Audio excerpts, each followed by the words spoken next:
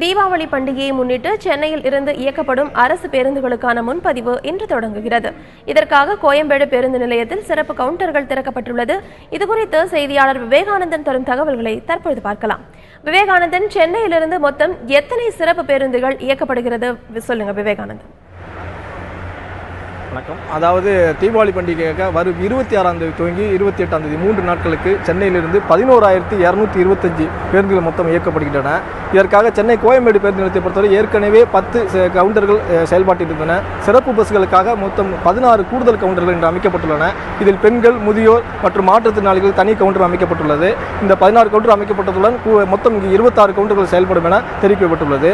இது தவிர்த்து வழக்கமாக சென்னையிலிருந்து கோயம்பேடு பேருந்து நிலையத்தில் மட்டும்தான் தீபாவளிக்காக பேருந்துகள் இயக்கம் இருக்கும். இந்த முறை கூடுதலாக 4 இடங்களில் தீபாவளிக்காக சிறப்பு பஸ்கள் இயக்கப்படுகின்றன.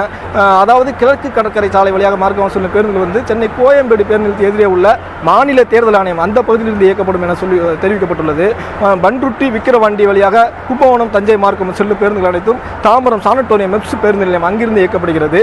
வேலூர் மார்க்கமாக ஓசூர் வரை செல்லும் பேருந்துகள் அனைத்தும் பூந்தமல்லி பஸ் நிலையத்தில் இயக்கப்படுகிறது. இவை தவிர்த்து ஆந்திர மார்க்கம், அதாவது ஆந்திரா செல்லும், திருப்பதி மார்க்கம் ஆந்திரா செல்லும் அந்த பேருந்துகள் எல்லாம் அண்ணா நகர் மேற்கு பஸ் நிலையத்திலிருந்து இயக்கப்படுகிறது.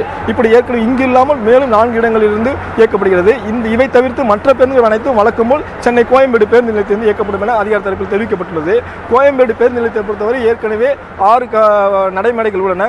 அதாவது சிறப்பு பஸ்கள் இயக்குவதற்காக கூடுதலாக ஒரு 3 முன்பு நடைமேடைகள் அமைக்கப்பட்டு மொத்தம் 9 நடைமேடைகள் அமைக்கப்பட்டு இந்த சிறப்பு பஸ்கள் இயக்கம் இருக்கும் என தெரிவிக்கப்பட்டுள்ளது.